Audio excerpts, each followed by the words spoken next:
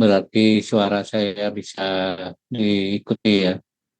Oke, jadi pesertanya sudah 47 ya. Jadi saya kira sudah lebih dari 75% ya. Mudah-mudahan sebentar lagi menyusul ya. Jadi sore ini kita akan menguraikan tentang patologi sistemik, patologi sistem reproduksi ya.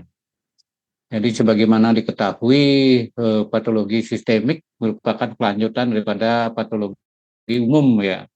Jadi patologi umum itu memberikan pengetahuan tentang batasan-batasan ya, degenerasi, nekrosis, radang, kemudian gangguan pertumbuhan, gangguan sirkulasi ya.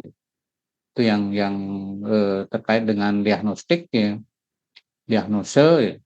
Sedangkan semester sekarang ya semester 5 itu semester 5 ya, berarti semester 6 mungkin sekarang ya, semester 6 ya adik-adik ya.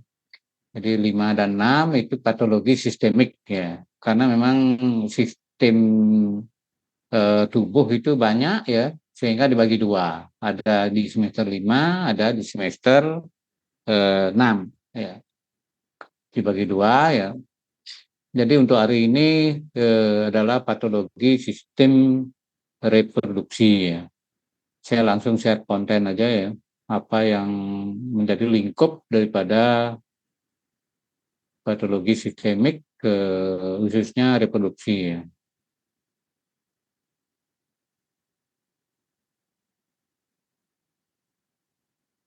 Ya.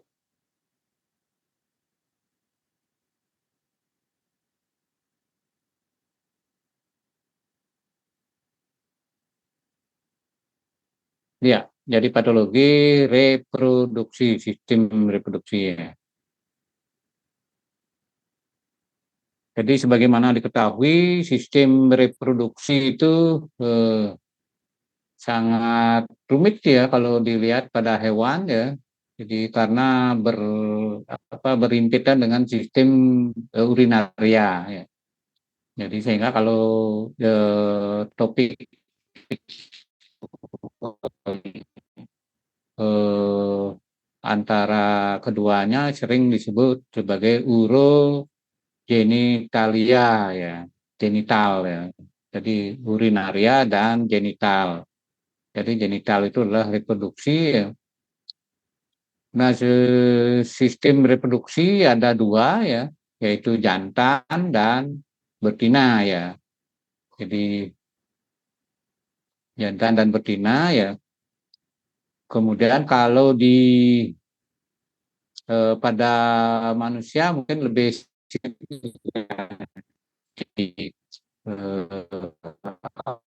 itu kanan dan kiri. Angker dek. Baju bersih mana? Halo. Itu sebelum bilang ada sepatu bennya. Tolong di mute ya. Kalau semangarang nih. Tolong di Foto tema ya. siapa ini? Aduh. Coba Ini Kadek Rahayu. Kadek Rahayu. Mana ini gel langsung gue Kadek bilang Rahayu. dia bilang di baju, dia bilang di celana.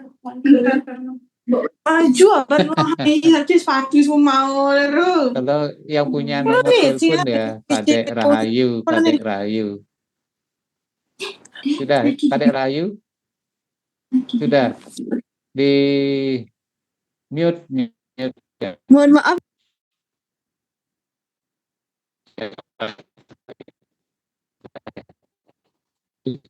Baik, jadi terima kasih ya. Memang kadang-kadang lupa ini ya, meng-unmute ya. Jadi reproduksi ada jantan betina ya, kemudian kalau saya kira sama pada orang manusia yaitu pria dan wanita ya, laki perempuan ya. Nah sebetulnya mungkin secara umum apa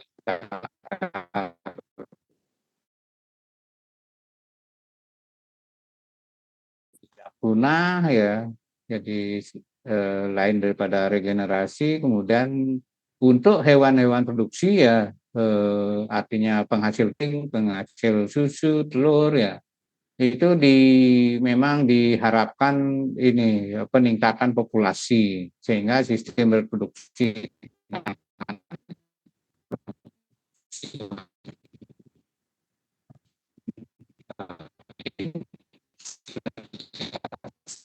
gitu ya. Tetapi berkualitas sehingga itu sebagai sumber protein hewani ya. Ya, saya kira itu hal yang umum saja ya. Nah, kemudian hal-hal yang dibahas di sistem reproduksi ya, yang nanti kita bahas adalah kita mulai dari yang betina ya. Jadi betina itu ada ovarium,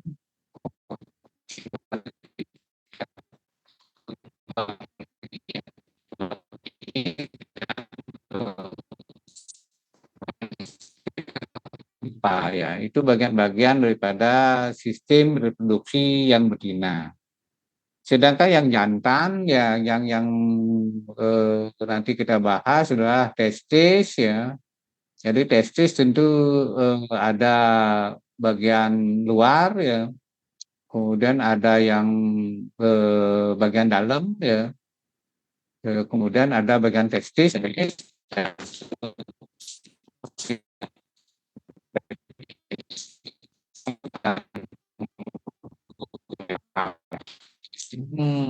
Bagian-bagian daripada sistem reproduksi ya, yang betina maupun yang jantan ya.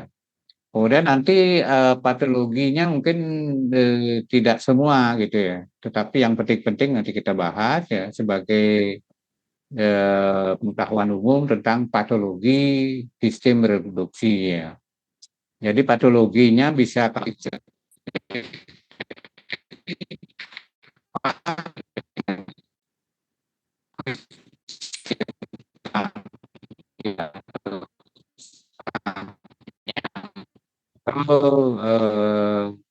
bahan-bahan radioaktif ya dan yang lain-lainnya ya.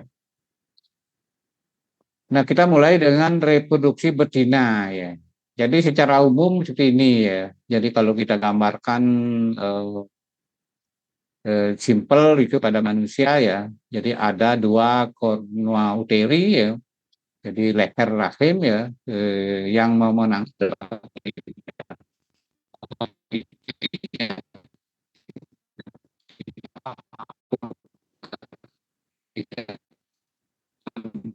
ya. Ada ovum ya, kemudian ada komponen-komponen yang lain ya dari sistem reproduksi betina. Ya. Setelah itu ditangkap oleh infundibulum ya, infundibulum. Setelah itu masuk ke tuba palpii.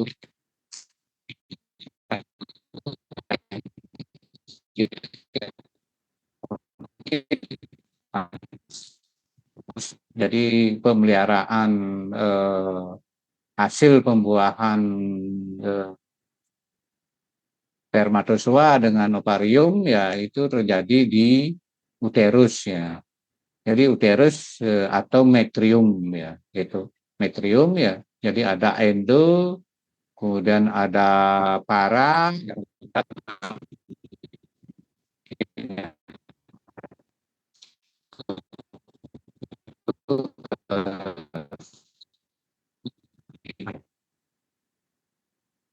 Nah, penyakit-penyakit atau patologis daripada ovari ya itu yang meradang biasanya ya adalah ooporitis ya.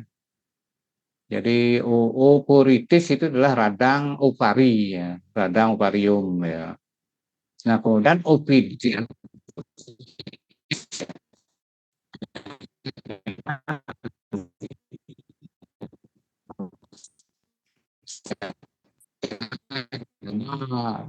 ya ini berbarengan dia ya.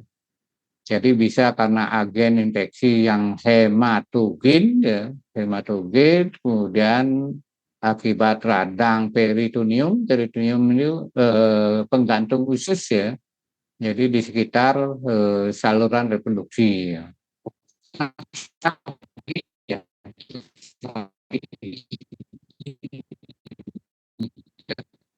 Bisa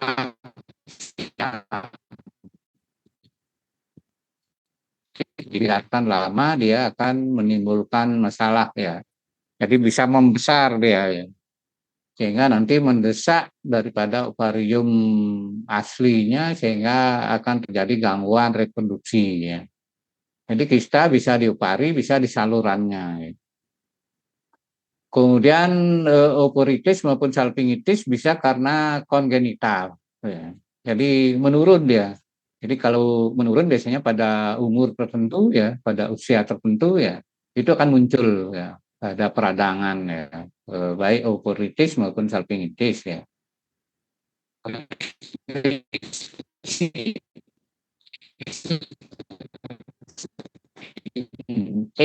Vitamin eh, vitamin vitamin apa lagi satu A ya, vitamin A dan E ya, serta protein-protein tertentu ya yang memang vital untuk perkembangan sistem reproduksi ya.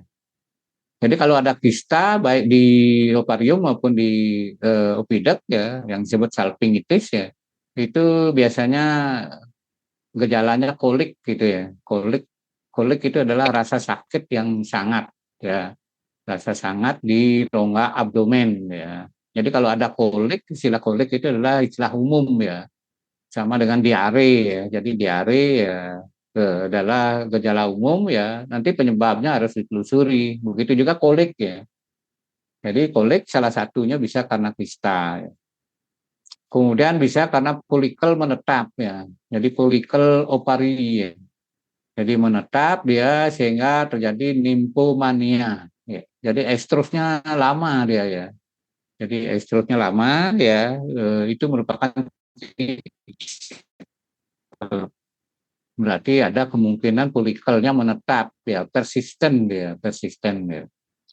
Eh, Ingat adik-adik, jadi patologi reproduksi mungkin berhimpitan dengan eh, kemajiran ya. Jadi kemajiran di reproduksi ya, atau fisiologi reproduksi ya. Jadi terkait dengan hormon dan sebagainya ya. Cuman di patologi tidak kita ini ya bahas karena pengaruh hormon itu sangat apa istilahnya, sangat tidak nampak ya secara patologi ya, baik patologi anatomi maupun histopatologi ya. Jadi sifatnya hormonal itu bisa langsung mempengaruhi ya.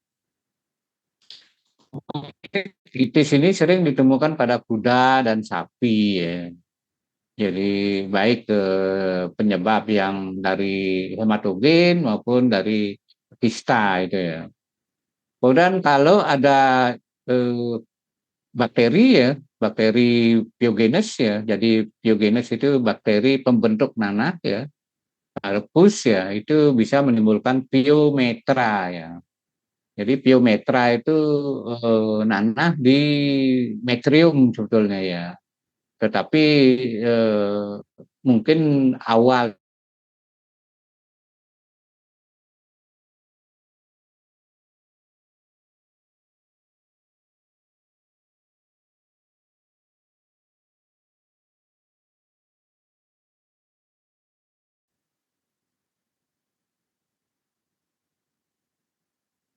Nah, salpingitis sendiri ya, jadi salpingitis adalah radang daripada oviduct ya.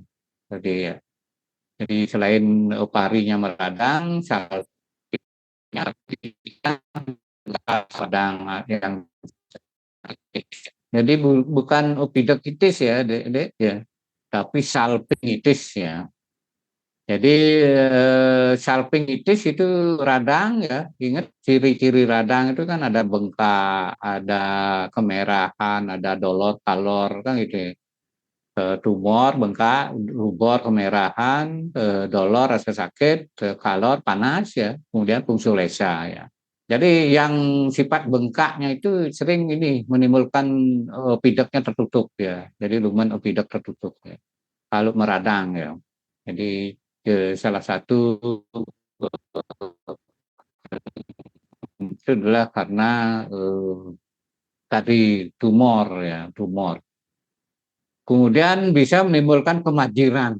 Jadi kemajiran itu bisa mandul ya, bisa keguguran gitu ya. Jadi gangguan reproduksi ya, yang disebut dengan kemajiran ya. Kemudian dapat membunuh spermatozoa. Jadi di salpingitis di ubidek ya, kalau ada radang tentu pasti terganggu. Spermatozoa yang hadir untuk membuahi pari akan ini ya, terbunuh bisa ya. Kemudian kalau diklasifikasikan ya itu berdasarkan ekudat ada istilah salpingitis kataralis ya. Jadi biasanya katar itu berarti cairannya bening ya, cairannya bening ya. Kemudian kalau ada nanah disebut salpingitis purulenta. Ya. Jadi tentunya memang penyebab agen yang menginfeksi tersebut ya itu spesifik ya. Jadi kalau kataralis biasanya bakteri yang umum ya, Staphylococcus, Streptococcus ya itu ya, yang umum ya. Sedangkan yang menghasilkan pus itu pyogenes ya, bakteri pyogenes ya. Jadi Necroporus pisciformis ya itu ya. Pyosaling ya itu berarti pembentuk nanah di di salping ya. Kemudian kalau ada cairan disebut hidrosalping ya, hidrosalping. Jadi istilah hidrosalping adalah ada cairan di salping atau upidek ya. Jadi kalau di kepala kan hidrosepalus, kalau di rongga dada hidrotoraks ya. Kemudian kalau di upidek namanya hidrosalping ya. Jadi adalah kista yang terbentuk dalam upidek berisi cairan bening ya. Jadi cairan sebetulnya itu kista ya, tapi kista itu mengandung cairan. Jadi kalau dibiarkan tidak dilakukan tindakan ya itu biasanya membesar dia kista itu ya. Jadi cairannya akan semakin banyak, kemudian nanti akan mendesak jaringan di sekitarnya. Nah itu salpingitis ya. Kemudian selanjutnya kalau penyakit pada uterus ya ini bisa terjadi torsio uteri ya. Jadi torsio uteri itu terkuntir dia, terkuntir. Jadi bayangkan kalau pipa gitu ya, pipa yang lemes gitu ya, itu diputar itu terkuntir ya. Itu torsio uteri. Jadi biasanya penyebabnya adalah penggantung uterus tidak kuat ya. Jadi penggantungnya tidak kuat ya mungkin terkait dengan beban ya. Beban daripada kepada hewan bunting biasanya pasti semakin tinggi ya bebannya. Kalau pergerakannya salah itu akan menimbulkan torsio uteri ya.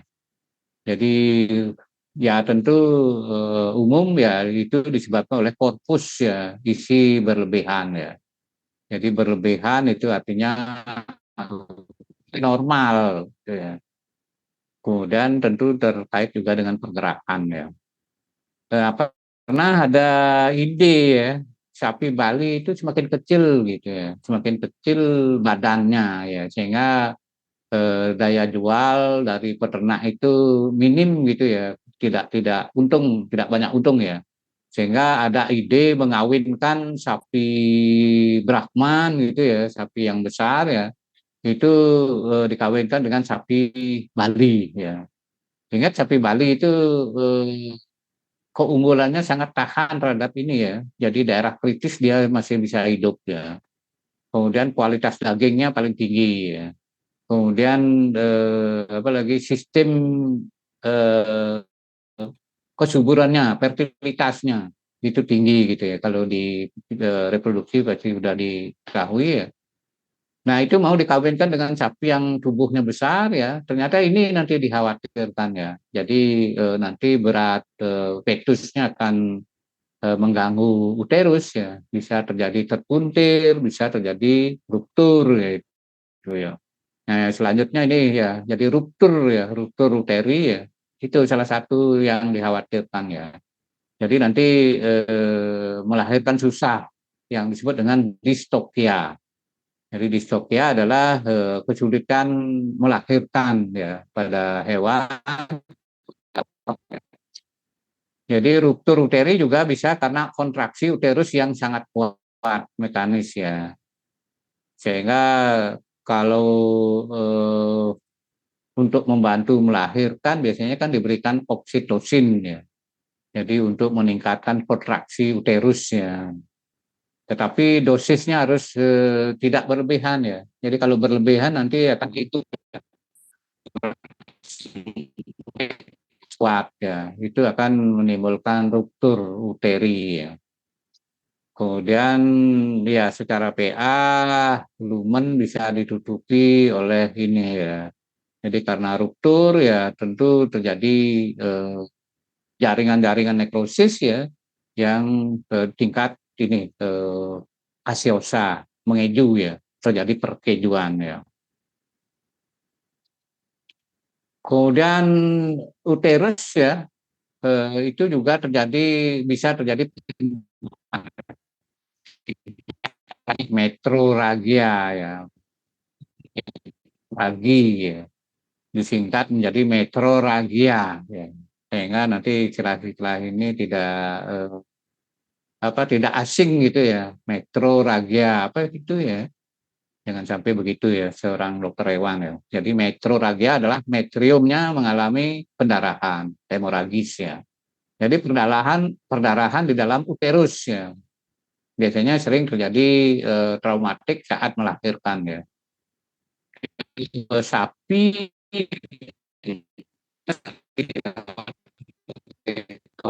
apa embrio gitu ya sangat tajam dia kukunya. Itu sering menimbulkan ini traumatik ya. Jadi benturan sehingga terjadi luka ya, sehingga terjadi pendarahan. Ya, memang pada kasus-kasus itu bisa terjadi pada bagian dalam saja ya, endometritis ya. Jadi bisa menimbulkan peradangan ya. Endometritis itu berarti dari bagian dalam, endo ya. Sama dengan jantung endokardium ya. Jadi ini di metrium juga ini bagian dalamnya disebut dengan endometrium ya. Nah, kemudian kalau yang keseluruhan itu disebut dengan metrium ya, metrium ya. Jadi metrium itu sampai ke lamina muscularis ya, dari mukosa sampai muscularis ya. Nah, kemudian ada bagian luar lagi disebut perimetritis ya. Peri itu bagian luar, perikardium ya, itu berarti peri di luar ya. Kemudian kalau parametritis itu adalah penggantung ya. Jadi penggantung uterus ya dan uterusnya sendiri ya.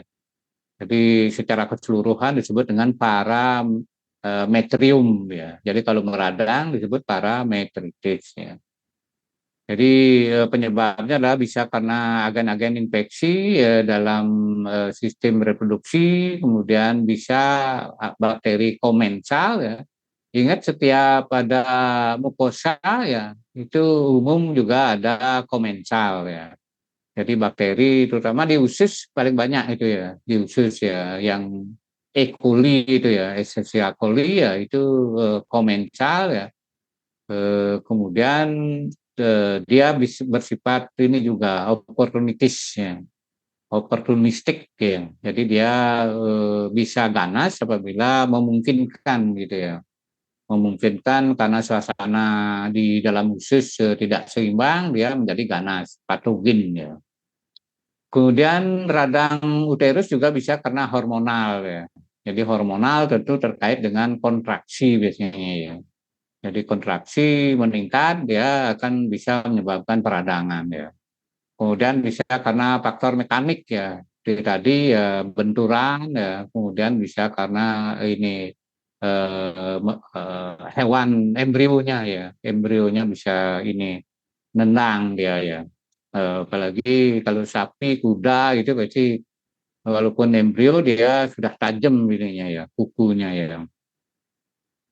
Kemudian PA-nya ya uterus membengkak, kemudian mukosa kemerahan ya. Jadi ciri-ciri radang itu kalau sudah dalam bentuk setelah di nekropsi itu biasanya itu dua ya. Jadi bengkak atau tumor, kemudian kemerahan atau rubor ya. Kemudian kalau histopatologi ya adanya sel radang ya. Jadi sel radang ada kemungkinan sel radang limfosit itu berarti virus ya. Kemudian ada sel radang neutrofil begitu bakteri ya.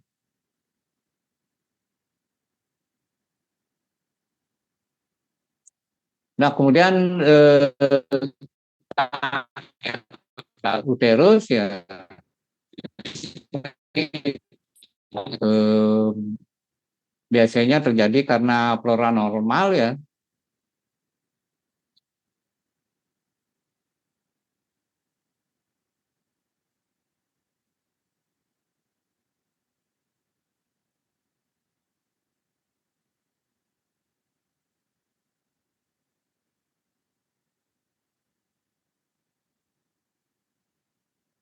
Sorry ya, ada gangguan ya.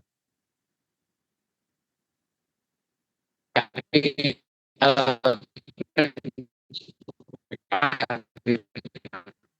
karena agen-agen yang flora normal ya menjadi patogen seperti tadi ya. Jadi awalnya itu eh, komensal ya. Jadi biasa dia untuk membantu ya sistem ya. Kalau di usus itu membantu pencernaan ya. Sedangkan kalau di sistem reproduksi dia memang tidak membantu pencernaan tetapi membantu secara ini fisiologis ya, secara fisiologis ya. Jadi ada protein, karbohidrat yang belum tercerna itu akan dibantu oleh komensal ini ya. Sehingga ya, jadi normal ya menjadi patogen ya itu akan ini akan merusak ya. Jadi bisa mukosa erosi, kemudian terjadi infiltrasi sel radang, neutrofil maupun limfosit ya. Jadi ingat tadi saya sampaikan ya, kalau virus itu limfosit ya, kemudian kalau bakteri itu neutrofil. Nah, ingat bakteri itu ada intraseluler, itu yang bakteri intraseluler sama dengan virus ya. Jadi sel radangnya limfosit ya.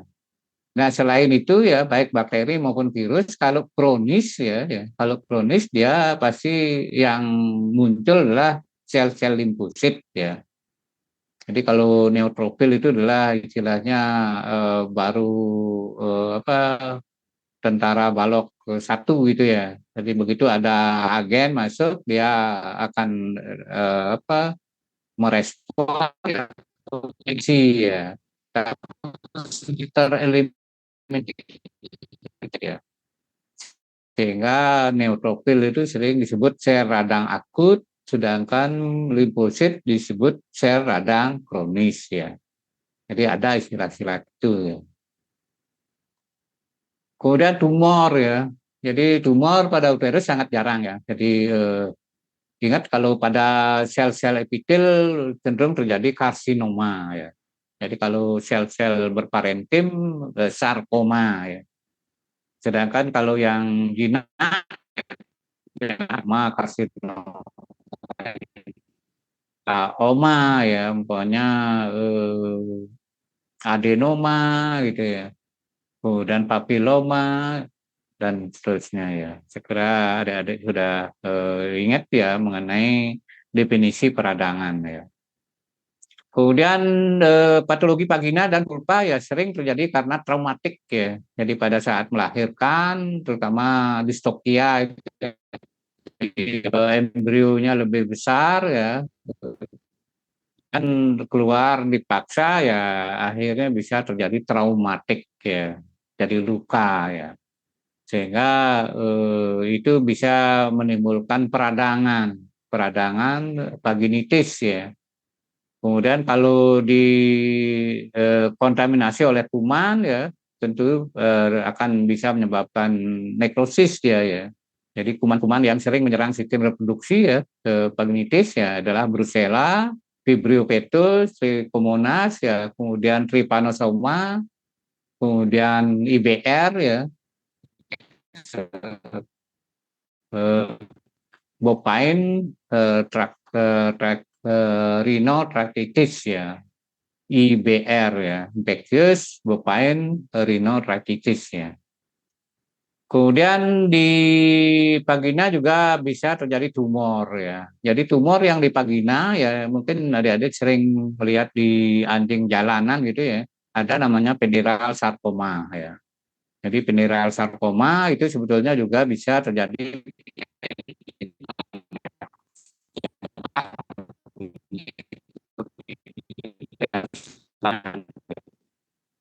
pada yang jantan pasti penisnya kena ya. Nanti di hewan jantan kita perlihatkan. Nah, itu mengenai sistem reproduksi yang ini ya terkait dengan di apa yang dari ovarium sampai dengan vagina ya. Nah, sistem reproduksi betina ya juga menyangkut ini kelenjar mamai ya. Jadi pada manusia juga sama ya itu sistem reproduksi ada istilah mamilitis ya, radang kulit bisa ulceratif ya, bisa tidak ya. Jadi biasanya karena akibat infeksius ya. Jadi infeksius ya. Jadi luka atau lecet itu ya kalau tidak diobati ya ada kontaminasi ya. Jadi ingat di alam itu selalu ada staphylococcus gitu ya. Jadi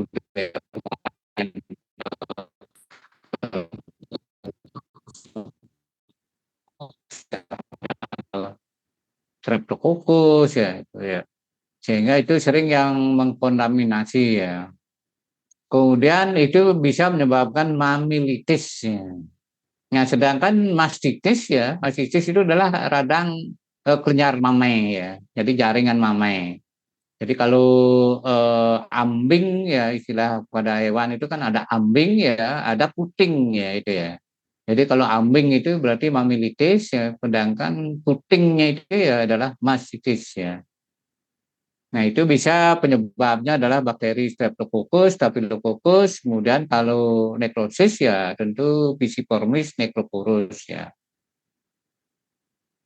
Jadi ini yang gambar kiri ya, ini peradangan ya, jadi lebih besar ya kalau pada orang ya. Kemudian kalau pada ambing hewan ya, sapi, kambing ya itu ya, jadi kelihatan ini ya. Jadi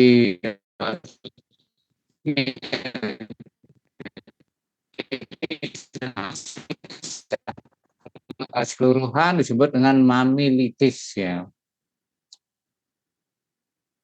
Kemudian yang sering yang menjadi momok ya pada mamai itu adalah tumor ya. Jadi tumor yang berasal dari kelenjar mamai ya bisa terjadi pada anjing betina ya.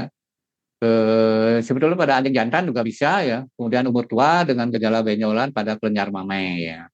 Jadi histologisnya ya terjadi proliferasi sel-sel asinus ya. Jadi sel asinus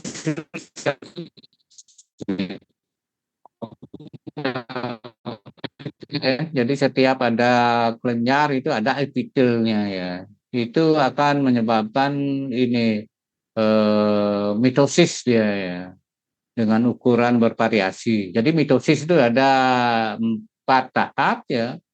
Jadi kalau saya menghafalnya PMAT gitu, PMAT. Jadi profase, metafase, anafase, telofase, PMAT ya. Jadi itu berbagai ukuran tentunya terkait dengan ini.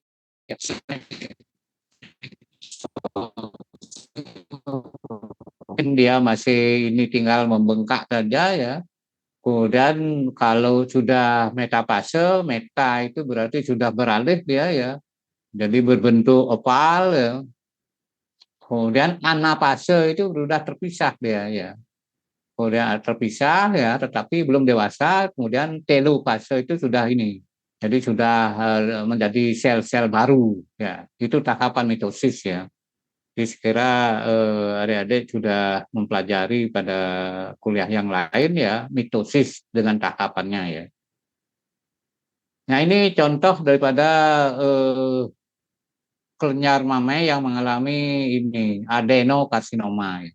Jadi adeno itu khusus diberikan penamaan pada jaringan yang ada kelenjarnya ya, adenokarsinoma ya, bukan terima adeno. Kelenjar mamai ya ini mamai ya mamari adenokarsinoma ya. Jadi pada stadium 4 itu merupakan stadium di mana sudah terjadi metastasis ya.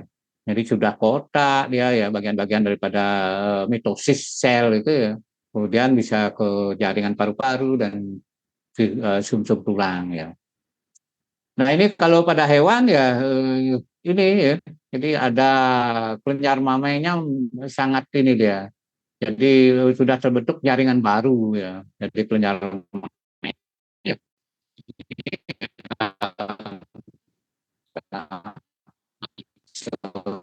Belum fase akhir ya. Jadi fase stadium 2, 3 gitu ya. Jadi belum biasanya kalau fase stadium 4 itu sudah ini terbentuk nekrosis ya. Jadi ada perdarahan kecil ya.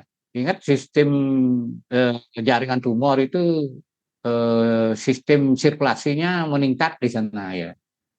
Jadi sangat intensif ke ini dia. Karena ada faktor, jadi setiap sel tumor itu merangsang terbentuknya pembuluh darah baru.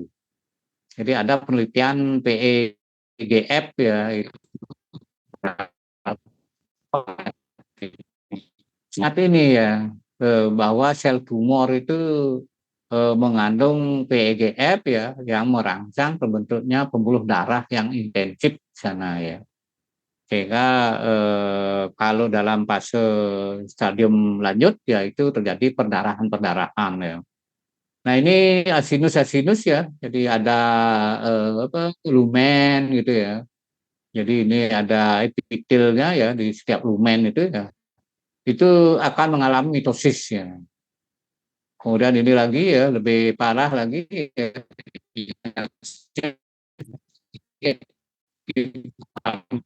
dengan berbagai fase ya, sehingga sangat padat sekali ya. Sehingga ya berarti ini sudah stadium lanjut ya. Kalau pada manusia mungkin stadium 4 gitu ya. Nah itu adik-adik mengenai reproduksi betina ya. Jadi atau kalau pada orang ya pria, perempuan ya. Jadi wanita atau perempuan ya. Sampai di sana ada adik-adik yang ingin dikomentari reproduksi ya terkait juga dengan sistem reproduksi kemajiran ya. Jadi faktor-faktor yang mempengaruhi kegagalan reproduksi ya. Jadi apakah keguguran ya itu ya, atau barangkali tidak terjadi pembuahan secara permanen. Oke, kalau tidak ada kita lanjut dulu ke reproduksi jantan ya. Jadi reproduksi jantan ya, saya kira adik-adik sudah ini juga ya, cuman saya mengingatkan ya. Jadi kalau pada mamalia itu testis itu berada di luar tubuh ya. Testis berada di luar tubuh sehingga itu menyesuaikan dengan suhu tubuh biasanya ya. Jadi kalau suhu tubuh kita panas itu ya, gitu ya, itu testis dari tubuh karena panas ya. Sehingga sperma yang dikandung itu tetap normal ya. Ya. Jadi tidak panas ya, nanti malah mati ya spermatozoa. Kemudian, nah ini yang menjadi fenomena adalah pada unggas ya. Jadi pada unggas itu testis itu berada di dalam tubuh dia. Jadi di atas ginjal ya, di atas ginjal ya, di ventralnya ginjal ya. Nah itu di sana dia. Jadi tentunya dia apa sangat tahan ya terhadap suhu tubuh dia ya. Tergantung apa spermatozoanya itu terhadap suhu ya, suhu tubuh ya. Karena dia berada di dalam tubuh ya. Nah, kemudian hal yang akan dibahas ya, walaupun ini ada past difference ya. Jadi untuk mengingatkan adik-adik ya, jadi kalau pada betina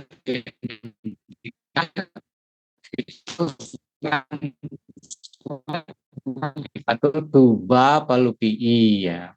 Jadi tuba palupii itu tube ya, bentuk tabung dia ya, saluran ya. Nah, di sana kalau dipotong steril ya, orang-orang di sterilitas atau hewan ya itu di tubektomi ya. Jadi tomi itu artinya dipotong, kemudian tubek itu berarti tubahnya dipotong ya, tuba salurannya ya.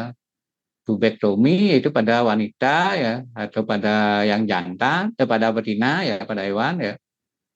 Kemudian kalau pada yang past difference ya, jadi saluran dari testis ke ke penis ya itu past difference ya. Kemudian kalau dipotong, disterilitas itu ostomi ya. Jadi tomi itu artinya dipotong ya. Jadi kalau adik-adik ingat istilah oktotomi itu ya.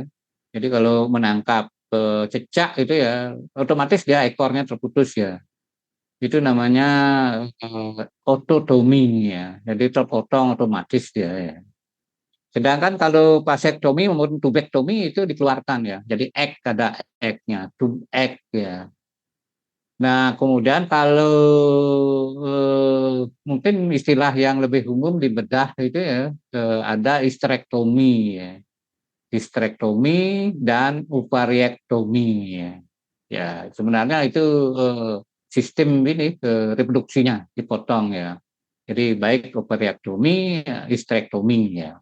Jadi dikeluarkan sebetulnya, tapi kalau dipotong saja mungkin juga masuk ke ektomi tadi ya, histerektomi maupun ovariektomi ya. Sedangkan kalau pada yang jantan ya biasanya untuk sterilitas ya kastrasi gitu ya. Jadi dikastrasi ya itu diambil testisnya ya kan nanti hormon penghasil testosteron ya dan spermatozoa tidak ada gitu. Nah, patologi sistem reproduksi jantan ya kita mulai dari skrotum ya. Jadi skrotum saya kira itu merupakan pembungkus daripada testis ya. Itu ada kulitnya ya yang sering mengalami ini adalah bagian kulitnya skrotalis ya. Jadi bisa karena parasit ya ingat kalau hewan ya anjing, kucing itu kan tentu higienisnya ini dia ya. Higienisnya kadang walaupun pemiliknya sudah menempatkan pada kandang yang higienis ya, sehat ya.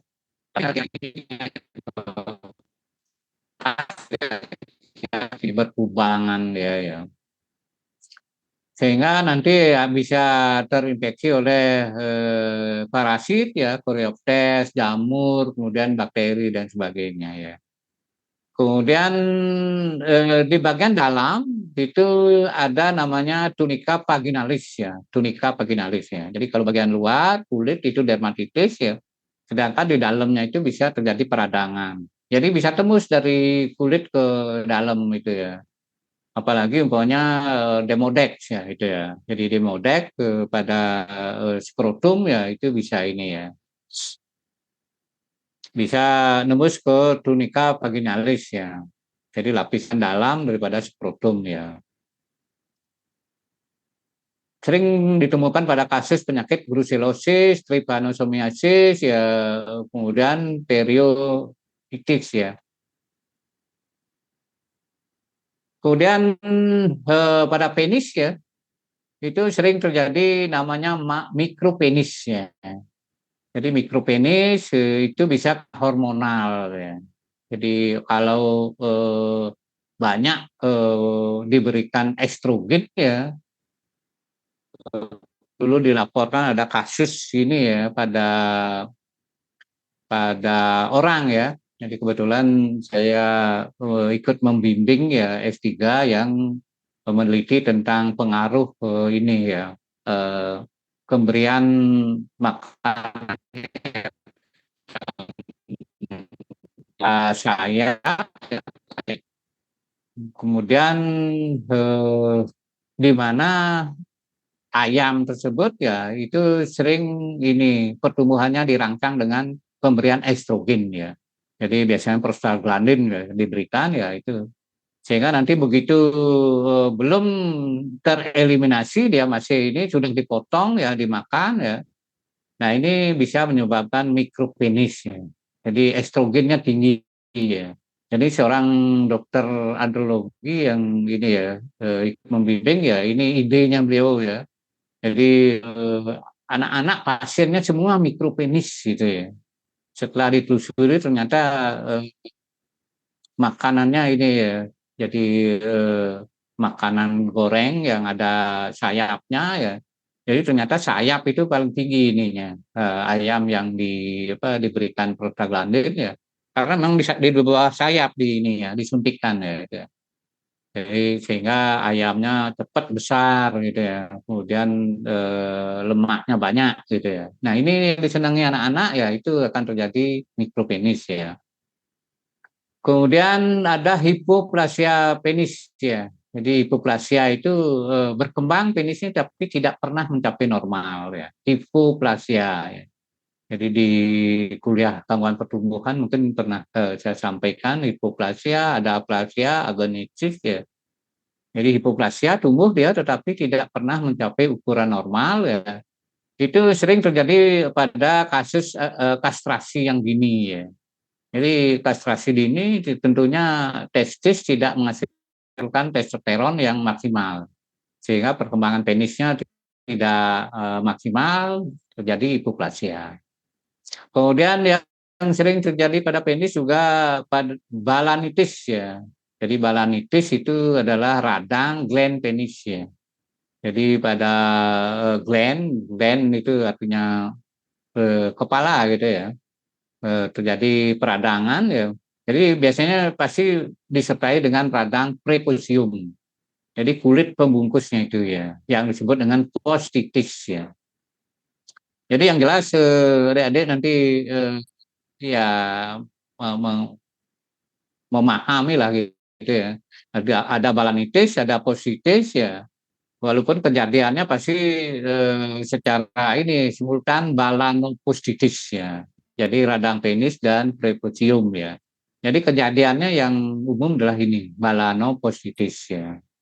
Jadi penyebabnya bisa karena virus, herpes ya, Corynebacterium renale, kemudian Haemophilus ya, Sunus ya. Nah, tumor pada penis juga bisa terjadi ya. Jadi seperti tadi ya itu ada venereal sarcoma ya. Jadi di penis itu karena ada jaringan fiber ya bisa kena fibropapilloma ya. Kemudian bisa squamous cell carcinoma ya. Nah itu. Nah sehingga kalau kita amati di lapangan ya, jadi jangan kena ya itu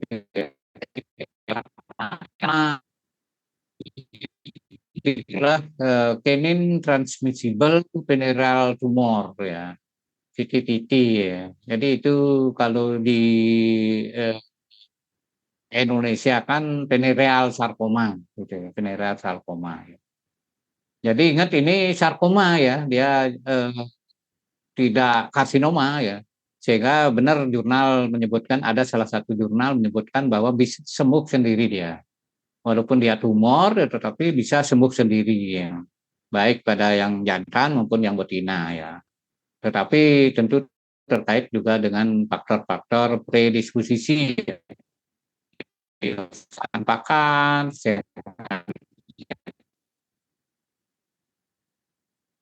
kita lanjut testis ya. Jadi testis yang ada di dalam tunica vaginalis itu ya. Jadi tadi ada skrotum, kemudian ada tunica vaginalis ya. Kemudian di dalamnya ada testis ya. Kemudian ada hipoplasia testis ya. Jadi hipoplasia seperti tadi ya, jadi tumbuh ya, tetapi tidak pernah mencapai ukuran normal ya. Jadi biasanya testis terasa lebih keras ya dibandingkan dengan normalnya ya. Kemudian kalau tidak total terjadi hipoplasia bisa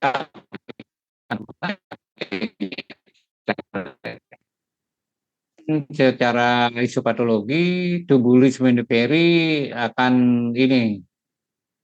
Jadi nanti saya berikan gambaran tubulis meniperi ya. Jadi bentuk tubul ya tubulus ya. Jadi tub ya, bentuk saluran gitu ya. Jadi kalau di ginjal juga kan ada tubulus ya, ada glomerulus ya. Kalau ini tubuli seminiperi ya. Jadi saluran-saluran testis ya. Itu selanjutnya dihasilkan spermatozoa ya. Kemudian epitelnya abnormal dia. Jadi setiap tubulus itu pasti ada epitelnya yaitu abnormal ya. Kemudian tidak mengandung ini istilahnya perkembangan spermatogonia ya, sehingga disebut dengan aspermatogenesis ya. Jadi tidak ada perkembangan spermatogonia ya. Jadi sehingga nanti tidak dihasilkan spermatozoa secara normal ya. Kemudian ada istilah cryptorchid ya. Jadi cryptorchid itu adalah tidak turunnya testis ke skrotum. Jadi sering terjadi pada anjing ya. Jadi testisnya kok satu gitu ya.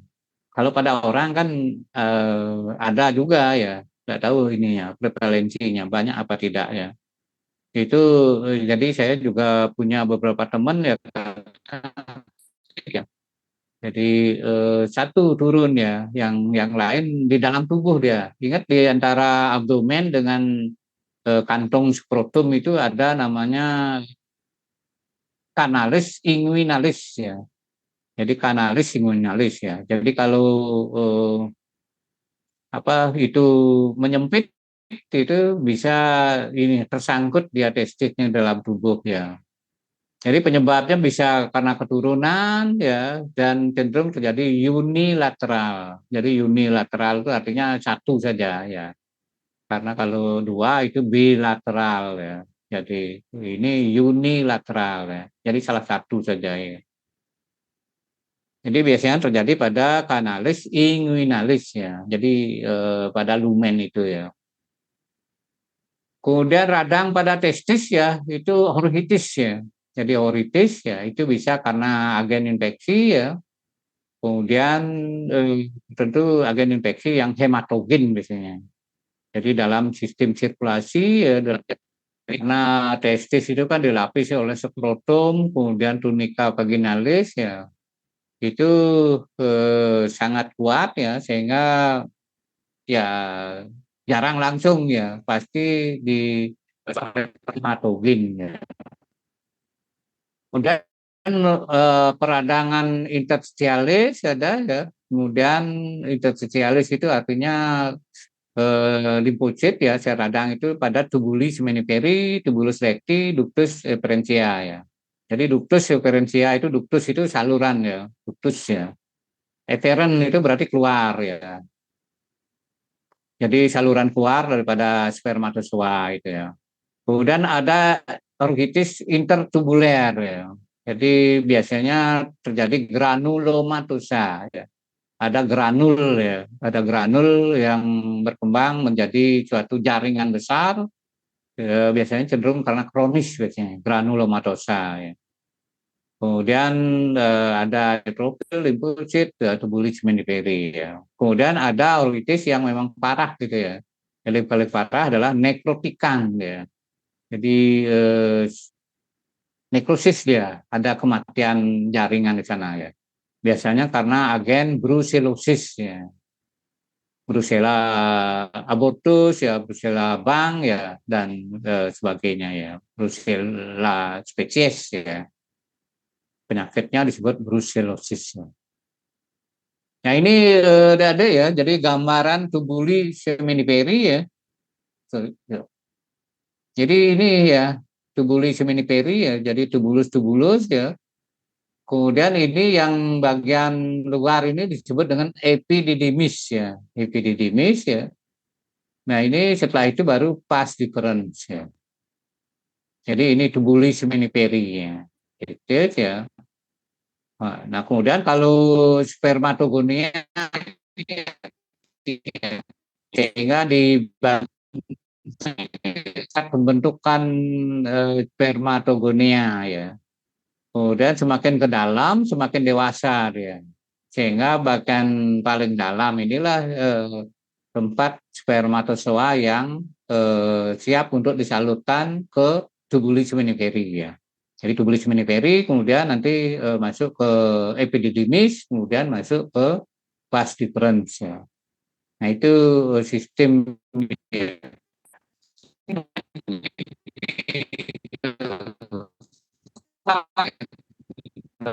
apa tubulus seminiferi ya terkait dengan apalagi hormonal itu pasti di fisiologi reproduksi ya.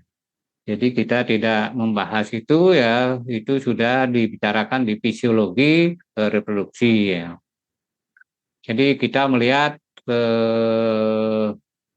patologinya ya. Ingat patologi itu apa ya? Patos dan logos ya. Jadi patos itu adalah penyakit ya, penyakit yang terkait dengan lesi atau jejas ya. Jadi ada lesi ya atau jejas ya atau perubahan ya pada jaringan ya. Itu patologi ya, patos dan logos ya. Sedangkan terkait dengan mekanisme hormonal dan sebagainya itu ya itu di fisiologi reproduksi ya. Nah, itu adik-adik yang merupakan materi patologi sistem reproduksi ya.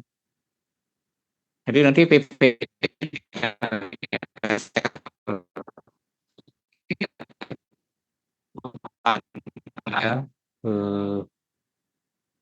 untuk UTS kali ya. Kemudian link absensi ya sudah saya share di ini ya. Mudah-mudahan sudah ada yang ngopi ya. Kalau belum saya coba share kembali ya.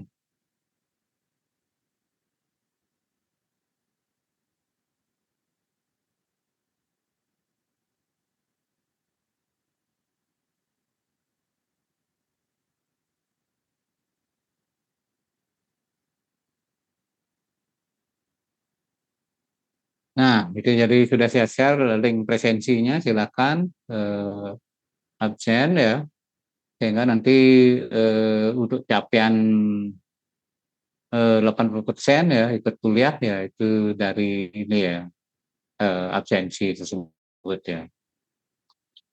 Oke, adik-adik ada yang ingin komen atau bertanya ya?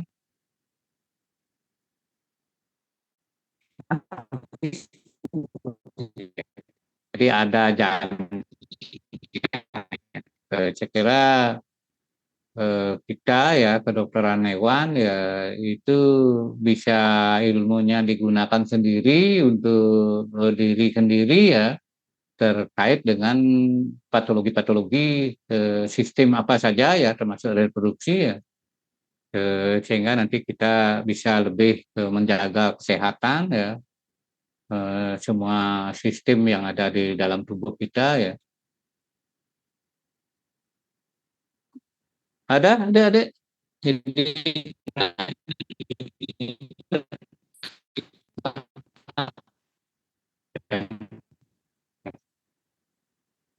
Jadi memang kalau online itu ada kendala sinyal juga ya, kemudian kalau offline itu ya ada bagusnya juga ya, langsung bertatap muka ya. Kemudian tapi ini kadang-kadang menyiapkan materi biar masuk ke ini ke apa untuk di layar ya itu kadang-kadang diperlukan waktu ya. Saya pernah lama itu ya setengah jam lebih itu ya memperbaiki sistem itu sehingga banyak waktu terbuang ya sehingga ya itu kadang-kadang masalah di offline ya. Kalau online ya sinyal kadang-kadang ya mudah-mudahan apa yang saya sampaikan ya,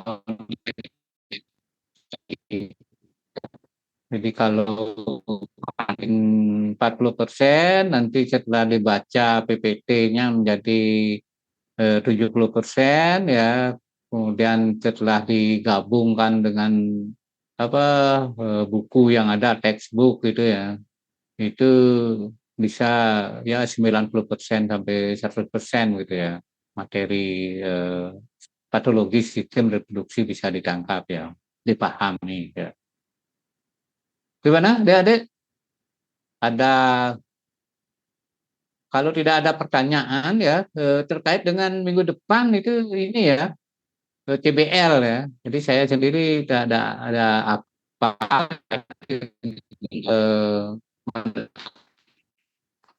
ya, siap-siap PPT-nya ya. Kemudian nanti kalau sudah presentasi minggu depan PPT-nya tolong kirim ya ke saya ya, bisa lewat Korti ya, ke WA atau ke email ya. Karena WA sering penuh kadang-kadang enggak ini ya, enggak muat ya, kalau besar ya. Sehingga di email ya itu kan maksimal 20 megabyte ya.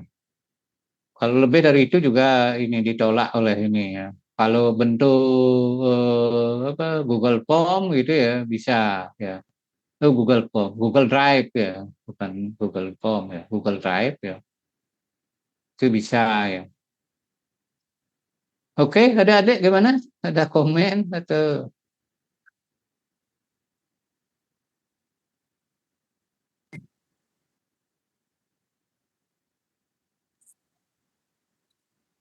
Izin Prof, mungkin karena tidak ada respon, mungkin sudah cukup nih. Izin bertanya juga untuk PPT tadi, apakah akan dikirimkan melalui OSE atau WA? Terima kasih. iya iya iya. PPT nanti bisa dikirim ke, kalau lebih dari ini ya 10 megabyte itu mungkin di email ya. Di email kalau mungkin 5 megabyte ya itu bisa di WA gitu ya. Ya, sehingga nanti boleh sebelumnya atau boleh setelah presentasi tidak masalah. Untuk PPT yang dapat CBL. Saya ini kayaknya bisa di WA ya. Masih kecil ya. Di bawah 10 ya. Baik, Itu di terima kasih. Komang. Iya, Iya, ya, terima kasih sama-sama. Prof. Iya, sama-sama. Oke, yang lain gimana, adik-adik? Ada komen? Ya, atau dianu dulu ya, dipelajari dulu ya. Nanti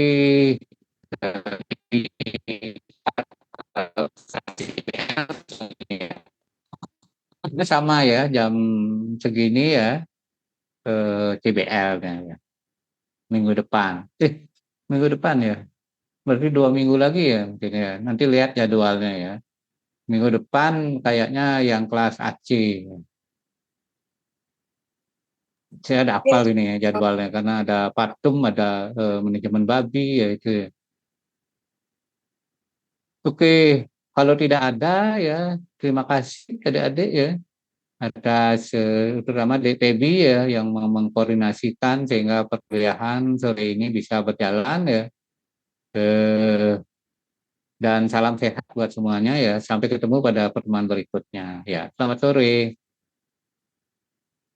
Terima kasih, Prof. Sore, Terima sore. Ya. kasih.